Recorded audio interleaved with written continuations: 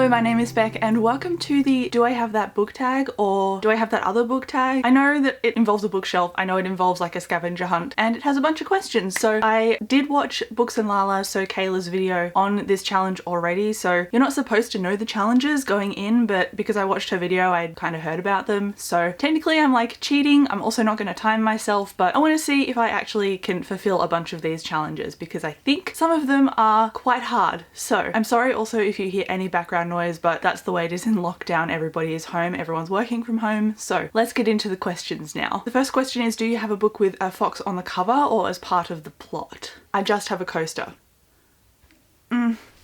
I went out on a limb and I actually have Language of Thorns by Leigh Bardugo, and at the very bottom there is a fox. This is like a collection of short stories, but they're set in the world of Shadow and Bone, which is the Grisha universe that Leigh Bardugo has made. It's a fantasy world and they're fairy tales based in that fantasy world. So it's a collection of short stories, not usually my jam. The next question is, do you have a book that was published the year you were born or within a 3-year radius? I doubt that I have anything published in 93, which was when I was born. Oh, I really don't think I do. I got rid of a lot of stuff that I had from my childhood because I saw no reason to keep it, so I don't think I can answer this question. The next question is, do you have a book that features music as magic or as a weapon? And I do, but I think this is going to be a pretty popular response to this challenge question. And that is This Savage Song by VIDS. This is about two characters, August and Kate, and I haven't read this in a very long time, but it still sticks out of my memory because of the way that it was written. It's quite unique. In this world, if you commit a crime, a monster comes into being based on the severity of the crime. Next is, do you have a book or a book series with mismatching covers?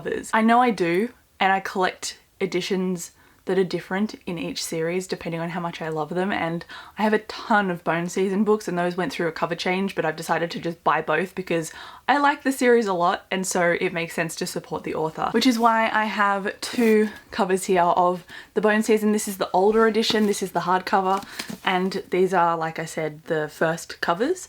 So they've reprinted them into these editions, and obviously I have this in paperback and I'm collecting these in paperback. So I win that question. The next question is, do you have a book with a shapeshifter in it? I feel like I do, but I also read a lot of stuff with animal familiars and I think that's muddled my brain. Ugh. I don't know why I'm looking at my TBR shelf. It's not going to help me. Ice Wolves by Amy Kaufman. This has characters that can shapeshift into wolves or dragons. The next question is, do you have a book signed by the author? And I'm just gonna, hang on, can I use the same book for multiple questions? Because this is Ice Wolves. I have a bunch of signed books anyway, so I'll just grab another one. Signed Robin Hobb book.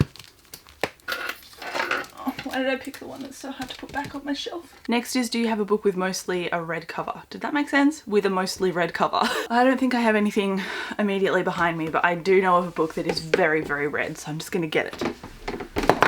Oh dear. And it's This Mortal Coil by Emily Suveda, the first in a like sci-fi dystopian book with exploding zombies. And actually this also would have worked for the signed book. Apparently I collect a lot of signed editions. Next is, I'm gonna have to read this one because it's got page numbers. So it says, next is, do you have a book between 287 to 306 pages? I have a lot of manga, but I think that would be under the amount I need. And then I read a lot of fantasy, which is probably over the amount that I need. Ugh. Middle grade is saving me for this challenge. This is Battleborn, the last in the Ice Wolf series. This is 303 pages long. It fits, it fits. I didn't think I'd be able to find one, to be honest, but there you go. Next is, do you have a book with a main character who wears glasses? And obviously I've got Harry Potter, but I don't really want to promo Harry Potter considering all of the harmful stuff that JK Rowling is perpetuating. So I'm gonna try and think of another one, but I really don't think I have another one. At least not one that jumps immediately to mind. Maybe They Both Die at the End by Adam Silvera. I know it's about two boys and they fall in love over the course of 24 hours because they both get a text message saying that they're going to die very soon. And that's kind of the standard in this world. Deathcast, I think is what they're called, sends you a message so you know when your last hours are so you can make the most of them. And I think one of them has glasses, but honestly I've read this so long ago that I could just be pulling that out of thin air. So let's just assume that this counts. Do you have a book that has the same number of letters in the title as you do in your first name? Rebecca has 7 letters. Obsidio? Does that have 7 letters? I have no idea how I knew that, but Obsidio does have 7 letters in the title. And if you haven't seen this book before, Look at how cool it is. Anyway, now I have to put it back on my shelf, and I put a lot of trinkets on my shelf, so that's not going to be easy. Next is, do you have a book with cybercrime as part of the plot? And straight away I can think of Warcross and Wildcard by Mary Lou, which are obviously sci-fi books with a main character who is a hacker. They are on my unhaul pile, which is up there on top of my dresser. So if it wasn't a lockdown, if it wasn't a pandemic, I already would have dropped those off at a Salvos or a donation spot. So I feel like I can't count Warcross. And I don't think I have anything else that really fits the bill. I'm just gonna check the shelf that's behind the camera. I'll be right back. Okay, I'm back. Maybe? I think I'm reaching here. The next question is, do you have a book that is translated into another language? And I actually do, but it's at Dave's house, and that is A Little Life. I don't think anything immediately around me has been translated into English. I don't read a lot of translated fiction, mostly because I read fantasy. And I think I really should branch out, but also my Witcher books are at Dave's house, so they would count too. The next question is, do you have a book that's written by an Asian author? I have The Bone Witch by Rin Chupeco, like that whole trilogy, but again, it's at Dave's place, and currently I'm filming in front of my bookshelves in my bedroom, so don't have that on me, but I do have When Michael Met Mina, and I think this is by an author that counts for this question, but I could be very wrong. I just know this is an author of colour. Maybe a cop-out answer. Probably a cop-out answer. Next is, do you have a book with a moon on the cover? Do I have a book with a moon on the cover? You'd think my sci-fi books would help me out here. I have books with a galaxy on the cover, not a moon. After searching the bookshelf behind you, I also have Another Galaxy, Sleeping Giants, and then Inside Out, which I thought was a moon, but they're actually just tunnels. So no, I don't have a book with a moon on the cover, at least not to my knowledge now. I thought maybe A Skinful of Shadows over here would have a moon on it, but it does not. So, bow. The next question is, do you have an illustrated children's book? Don't think so. I have a lot of manga and a lot of comics, but I don't have illustrated kids books because I don't really read them. So that's gonna have to be a hard pass for that question. The next question is, do you have a collection of fairy tales and myths? Can I count it? Because I counted it before. It's the Leigh Bardugo book, all the way back here. Oof. Language of Thorns. I don't really read fairy tale stuff unless it's the Lunar Chronicles, which is like sci-fi fairy tale retellings. I don't really read fairy tales, so I think this is gonna have to count for the closest, even though I've already counted it for a question in this video, but let's move right past that, shall we? Next is, do you have a fantasy or sci-fi that has an alliance between races? Yes. And I thought that I wouldn't be able to do this book because I don't have the final copy here, it's at Dave's, but I actually have the advanced copy, and this is Aurora Rising, and this is a sci-fi because it's set in space with a, I guess, space kind of military, and one of our main characters is a cadet training for this military. There are a bunch of other races in here that the military interact with, and there are very thin alliances. They're very easily fractured. Yes. The arc of, oh, this has a moon on it. Why didn't I do this for the other question? Anyway, Aurora Rising.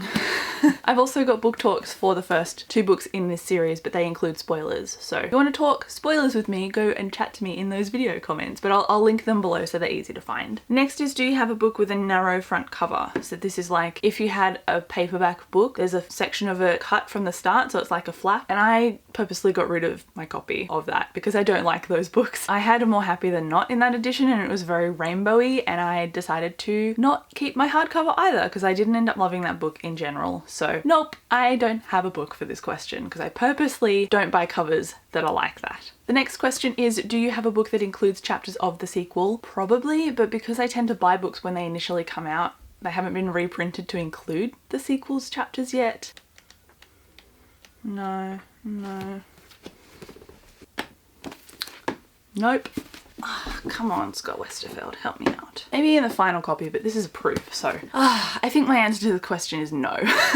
Next is, do you have a book with a broken spine? Absolutely, and I need to stand up because my Brandon Sanderson shelf is all the way up there. Warbreaker by Brandon Sanderson, it absolutely has a cracked spine. I don't know if you can see it, but with the UK/Australian editions, they tend to be the more stiff versions, so it's kind of unavoidable to crack the spine. I honestly don't mind, it makes my collection look a lot more loved, and if I'm gonna have any damage to my books, I'd rather them be the paperbacks that are easy to replace. So I lent this out to so many people, which is why it's cracked. So it just shows that a lot of people have loved this. And then the final bonus question is, do you have a book that covers 3 of the above prompts? I struggled to get this far. I don't think I have one that matches everything. We have this Mortal Coil, and it's wholly a red cover. It is also signed. Now just to find one more prompt that it can fit. It's not a collection of fairy tales. It doesn't have a moon on it. It doesn't have the same amount of letters in the title than it does my name. It's not looking good. There's no alliance between races because this is a zombie book. Unless I count that there are different factions of people and two characters form an alliance of some kind. So I think that's a loose basis of connecting this. So no, I'm not gonna count that. But there you go. That is my do I have that other book challenge. Let me know if you did this tag as well. I would love to watch it. But thank you again so much for watching this video. I will chat to you down in the comments and I'll see you in my next one. Bye.